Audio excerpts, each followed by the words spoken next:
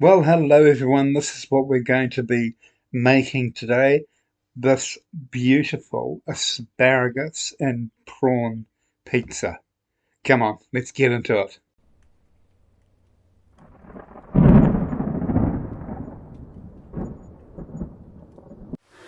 Right, so firstly, we're going to start weighing our ingredients.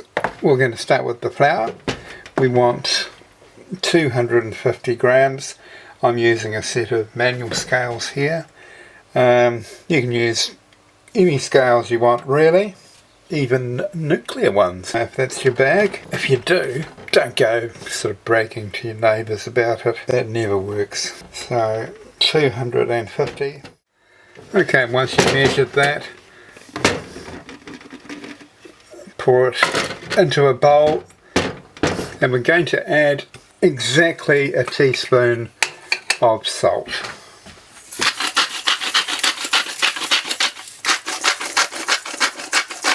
Yeah, that's exactly 1 teaspoon. Now if you want to add more than a teaspoon, my advice is don't. Right, we're going to get our yeast started now. Firstly, 150 mils of plain water, 1 teaspoon of sugar, and to that a couple of teaspoons of yeast. Now this is baker's yeast. It contains enzymes as well as yeast and will keep your baked product a lot fresher for a lot longer. Stir this all together, whisk it. We can use a low speed here. I still don't have a permit for my high speed whisking, so although if I was to make it very clear this is a demonstration only, I'd be able to do high speed whisking. Now we're just going to leave this, and we want it to start foaming, and that'll tell us that the yeast is active. Okay, you can see a foam forming just on the top there, so that's all good to go. We can start putting the ingredients into our bread maker, starting with our oil. So I'm using olive oil, any sort of vegetable oil that is light in flavour, so don't use sesame oil or anything like that, just something quite neutral. It's just to help give the pizza dough a good crust. Right, okay, so our oil is in there, 2 tablespoons, the water is in there, yeast is in there, and our sugar's in there too. Let's add the flour to that. If I mess up any of these shots, I can't go back. And the flour is a high protein flour. Now, if you are an expert on flour, then don't go wandering up to strangers in the supermarket and start discussions that they don't want to have with you. Alright? Just a tip for you. They get really, really titchy and they don't sort of appreciate flour nerds. There we are, that's just about all the flour. Let's get it into our bread maker. I've got our bucket, or whatever you want to call it, with all our ingredients in. We've put this in the bread maker. Now most bread makers have a pizza dough setting, so just zip through to that, which is number 12 on my machine. Push start and just forget it.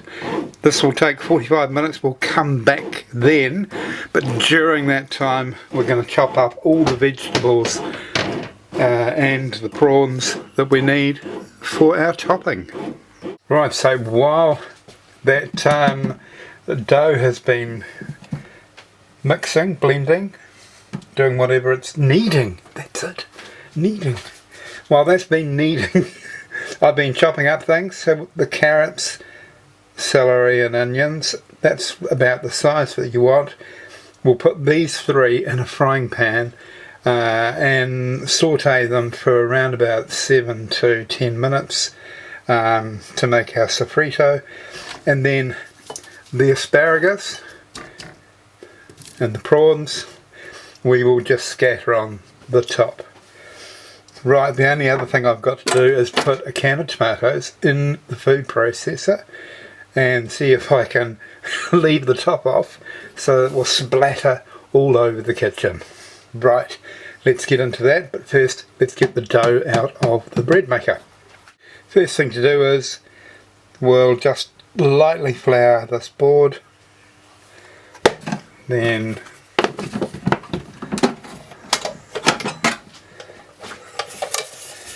our dough, which will come out just like that. They come out too. We don't want that in the pizza, do we? No. Now, all we want to do really here is just push the air out of it and stretch it. Now, it should have been kneaded enough to awaken all the gluten, and it's starting to come back at me. So I'll get the rolling pin out, start stretching it that way.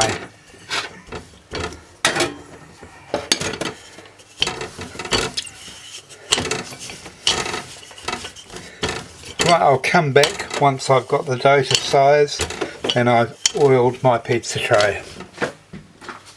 Rightio, as you can see I've oiled this. This is now almost the right shape. Got a bit of a hole there, but I'll just join that up. That'll be fine. And we're going to leave this, cover it and leave it so it will puff up a little bit more. Only about half an hour, and that should do it. Give me time to spread tomatoes all over the kitchen wall.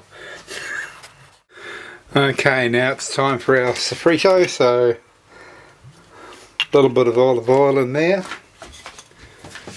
And once that's up to heat, we can start adding our vegetables. Right, let's get the vegetables on now. This is warmed up.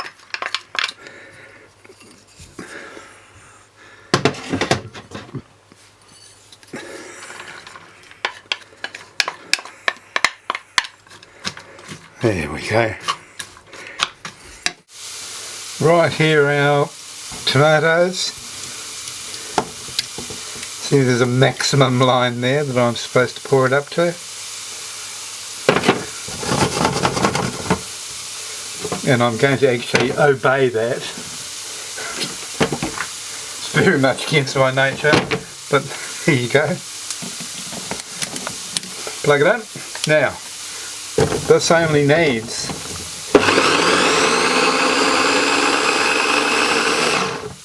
that's it, that's all it needs. Don't do it any more than that, and that's ready for your base of your pizza. Now once these are making the correct sound, you can add a little bit of salt. There. Right, we are ready to assemble now. Well, not, because I haven't grated any cheese, have I? So, let's say I go and grate some cheese, come back and pretend that I never did that. And there you go, we've got the grated cheese already. And I've managed to do it without eating any of it. Right, we are ready to assemble. So, first, our tomato base. Spread that over there.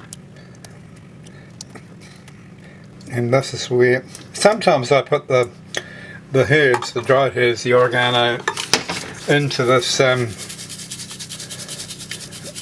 tomato mixture prior to putting onto the dough, but it doesn't really matter. Right, in with our cheese. Yummy. There's something about cheese, you know, that when you're putting it on a pizza, where you can almost taste it fully cooked while you're putting it on the pizza itself. It's quite strange. Rightio, now we're going to put some asparagus just liberally across here. By the way, make sure you turn your oven on to 200 degrees.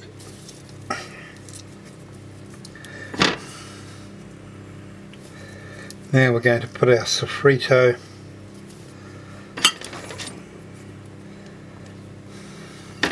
It's going to be a beautiful, beautiful pizza, this.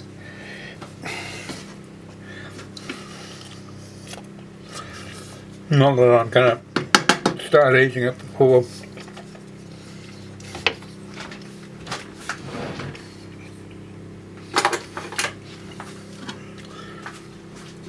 right. Now the celery, I know there's a lot of people out there who don't like celery. The aromatics that it adds, not only to this pizza but all Italian dishes, it's far too underestimated.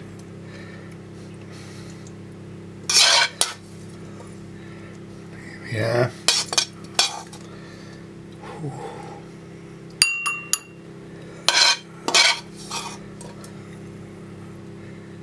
I wonder what pizzas do for fun. I wonder what they eat. There we go. And I'll put the prawns on, then we'll come back. Okay, that's all done. Let's just get a quick grind of salt and as much black pepper as you want, basically. I've put some in the sofrito, so I don't need too much. And then it's into the oven. When I come back, we'll be taking it out of the oven. Right, I'll get this cut up and we'll have a taste, shall we? I'm using a pizza wheel. You can use a chainsaw or an umbrella, but I do recommend the pizza wheel. Right, I'm going to check this out. Straight in there.